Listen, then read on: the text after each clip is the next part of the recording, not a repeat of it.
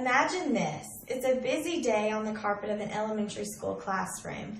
Students are waiting in a circle, anxiously frightened and worried about being called on to answer. In the moment you remember what it was like to be called on as a child in your elementary school classroom. Do you wish you were there? Was an easier way for you in your school where you didn't have to get called on? Imagine what it's like for a child to face that experience. Today I was talking about children in an elementary school classroom and how to gain their cooperation on the carpet and group work in the class by using effective communication techniques. You might not be an elementary school teacher like me, but if you have or know children that you may have to deal with their anxiety about going to school and participating in their classroom, knowing how teachers communicate with a child can help you learn how to gain that child's cooperation in the classroom. After coming in contact with many frightened children at my work, I decided to research ways to improve my child's involvement in the classroom for the students and the teachers. I will explain some basic principles of communication for the elementary school classroom, the tell, show, and do technique, and the technique of immediate positive reinforcement. Peer teaching in preschool peer group interaction in order to better understand the significance of these teaching experiences. In the Vosky theory, children uplift each other by modifying a task, and they offered assistance to each other to help complete the task. When children model each other, they offer behaviors to each other for intimidating, thereby helping each other to see appropriate behaviors, understanding the reasons for their use, and exhibit the specific behaviors in order to put them in their own life and understanding.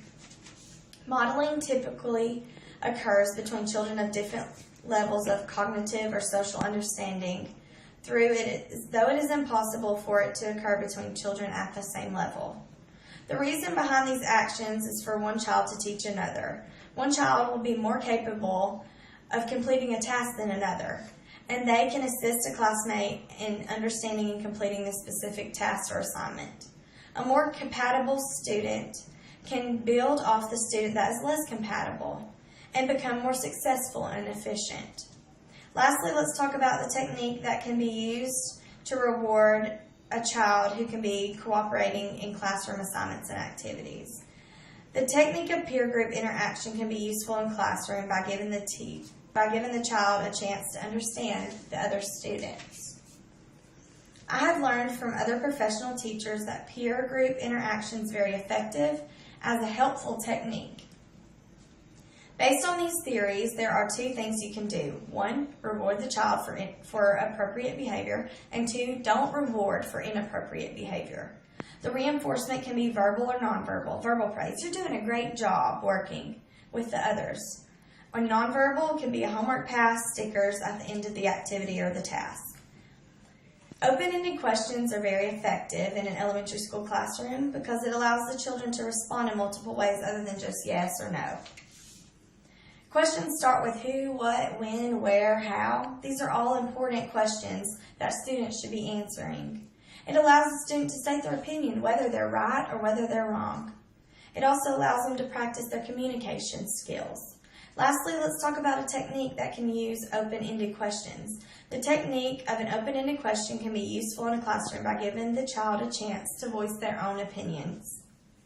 I have learned from other professional teachers that open-ended questions are a very effective technique to get the child to be open. Based on these two theories, one, accept the child and their answers.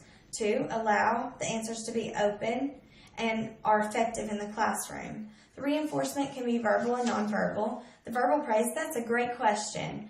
Another reward can be a thumbs up. That's a nonverbal reward to their question. Give them thumbs up. To develop positive social relationships, you have to build relationships with parents so that children feel safe, secure, and comfortable with their teachers.